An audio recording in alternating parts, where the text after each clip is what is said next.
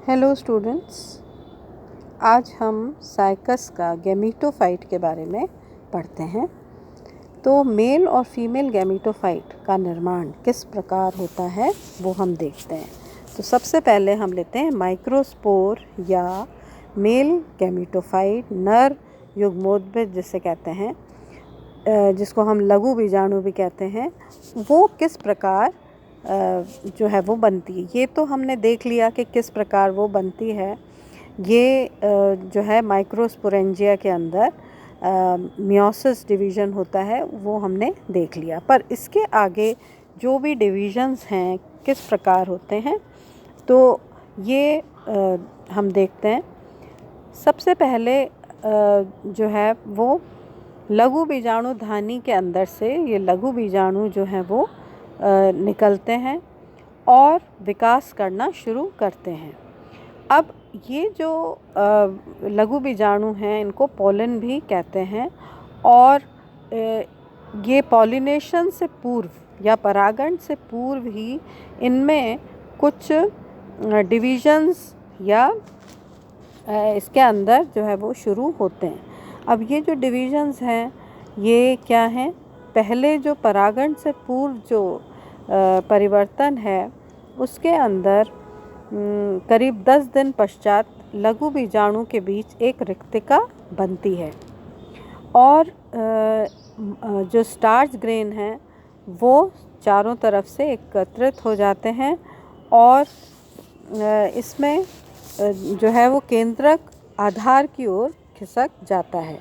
और करीब 21 दिन पश्चात लघु बीजाणु में असमान समसूत्री विभाजन होता है, जिसके द्वारा एक छोटी सी कोशिका जिसको प्रोथैलियल सेल कहते हैं उसका निर्माण होता है नीचे की तरफ, जो बहुत छोटी होती है। और दूसरी जो बड़ी कोशिका है वो एंथ्रीडियल सेल या पुंधानी कोशिका कहलाती है।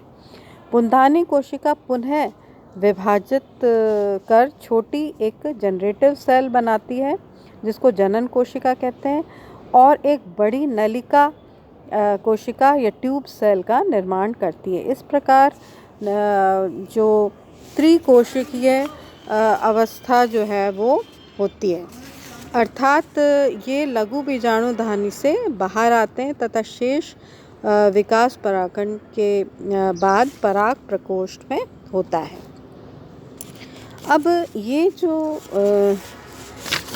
इसके पश्चात जो है वो जैसे प्रोथैलियल सेल और एंथ्रीडियल सेल बनी, उसके बाद एंथ्रीडियल सेल जो है वो 2 कोशिका बनाई उसने, जनरेटिव सेल जो छोटी होती है और ट्यूब सेल बड़ी होती है। अब जनरेटिव सेल जो है ना वो बड़ी हो जाती है। जनरेटिव सेल जो है वो 2 सेल्स का निर्माण करती है, काय कोशिका और वृंत कोशिका, बॉडी सेल और स्टॉक सेल। बॉडी सेल जो है वो फिर 2 भागों में विभाजित होती है, जिसमें एंथ्रोजॉइड मदर सेल या पुमणु मात्र कोशिका, और जो पुमणु मात्र कोशिका जो है वो 2 बनती हैं और उसमें 2 मेल गैमीट्स का निर्माण होता है। तो इस प्रकार एक ही माइक्रोस्पोर से 2 मेल गैमीट्स बनते हैं।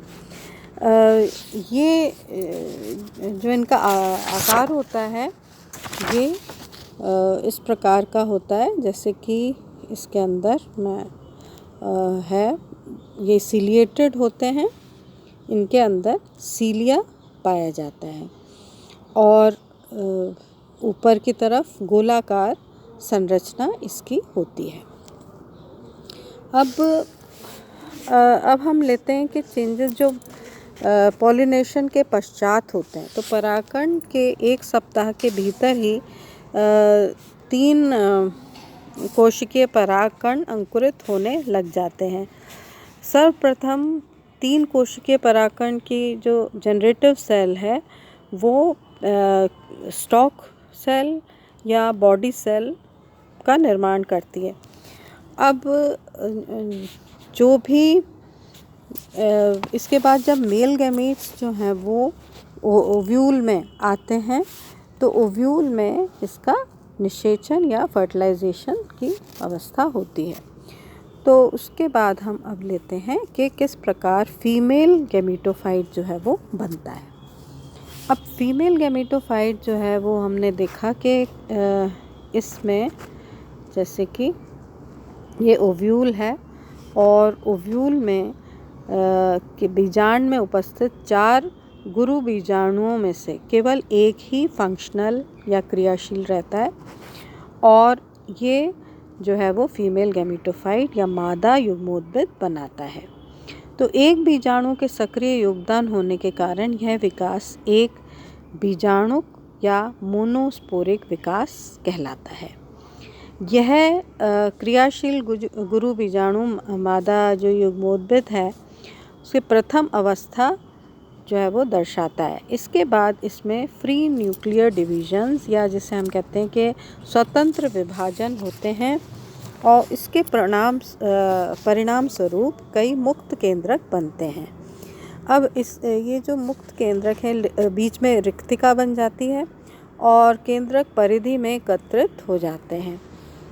कुछ समय पश्चात बहुकेंद्रकी जो बीजाणु हैं में परिधि से केंद्र की ओर भित्ति बनना शुरू हो जाती है। इसको हम भ्रूण कोश या एंडोस्पर्म कहते हैं। अब ये अगुणित हुआ क्योंकि ये एक फीमेल गैमेटोफाइट से बना है, तो इसमें ये जो साइकस का एंडोस्पर्म होता है ये हैप्लॉइड या अगुणित होता है। इसमें फिर भ्रूण कोश में जो है वो आर्किगोनिया का निर्माण या स्त्रीधानी का निर्माण होता है। साइकस में 2 से 8 तक स्त्रीधानियाँ बन सकती हैं। मादा युग्मोद्भिद में बीजाणु द्वार छोर की कुछ पृष्ठीय कोशिकाएं जो हैं वो सुपरफिशियल सेल्स फूलकर स्त्रीधानी या आर्किगोनियल इनिशियल बनाती हैं। अब ये जो हैं इसमें पेरिक्लाइनल या परिणतिक विभाजन होता है। उससे ऊपर की तरफ जो है वो प्राथमिक ग्रीवा कोशिका या नेक सेल्स और नीचे एक सेंट्रल सेल बनती है। अब प्राथमिक ग्रीवा जो सेल है ये वर्टिकल डिवीजन से कई नेक सेल्स बनाती है और 4 नेक सेल्स बन जाती हैं और नीचे जो सेंट्रल सेल है वो विभाजित होकर एक वेंट्रल कैनाल सेल और एक एग न्यूक्लियस बनाती है। जब ये पूरी तरीके से विकसित हो जाते हैं तब इसकी जो वेंट्रल कैनाल न्यूक्लियस है ये लुप्त हो जाता है। नेक कैनाल सेल्स जो हैं वो भी लुप्त हो जाती हैं और एक केवल एग न्यूक्लियस बचता है। जब एंथ्रोजॉइड्स जो हैं या मेल गैमीट आते हैं फर्टिलाइजेशन के लिए, तब जो है इसका कोई सा एक जो मेल गैमीट है वो इससे फ्यूज़ होता है एग सेल से और इससे फिर जाइगोट का निर्माण होता है।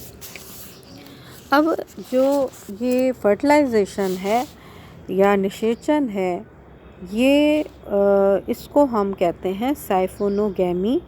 क्योंकि इसके अंदर जो एक पोलन चैम्बर जो होता है वो बनता है ओव्यूल के अंदर, तो उसके अंदर जो है ये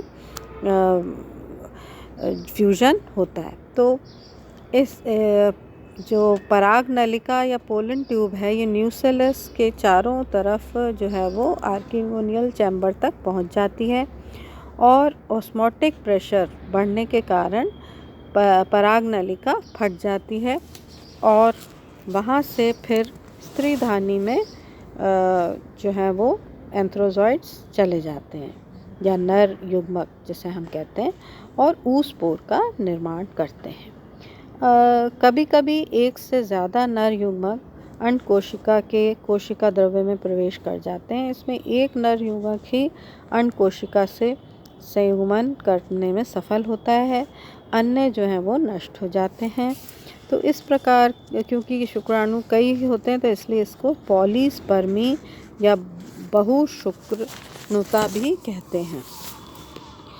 इसके बाद जो भ्रूण परिवर्धन होता है वो ऊस्पोर जो है वो पहले 2 कोशिका बनाता है, उसके बाद कई कोशिकाएं, फ्री न्यूक्लियर डिवीजन होता है, बीच में एक सेंट्रल वैक्यूल बनता है और बाद में फिर नीचे की ओर से एम्ब्रियो बनना शुरू होता है, सेल्स का या सेल वॉल का निर्माण शुरू होता है। तो नीचे का जो है वो उसको सेलुलर प्रो एम्ब्रियो कहते हैं और ऊपर के जो है उसके ऊपर जो है वो सस्पेंसर सेल कहलाती है और सबसे ऊपर का जो है वो हॉस्टोरिया कहलाता है। हॉस्टोरियल जो रीजन होता है वो जो है वो प्लांट में से जो खाद्य पदार्थ है उसको सप्लाई करने में हेल्प करता है एम्ब्रियोनल रीजन को। और फिर जब एम्ब्रियो जो है वो पूरा विकसित हो जाता है, सेल या ये जो बीज होता है वो भी पूरे तरह से विकसित हो जाता है। अगर हम बीज को देखें तो बीज जो है वो भी बहुत मोटा और बड़ा होता है इसका, और इसके ऊपर चोल जो है वो बहुत बड़ा होता है, इसको टेस्टा कहते हैं। जब जर्मिनेशन होता है तो ये जो चोल है वो फट जाता है और इसमें हाइपोजियल जर्मिनेशन या बीजांकुरण जो है वो देखा गया है। तो इस प्रकार जो है साइकस की जो लाइफ साइकिल है वो हमने देखी।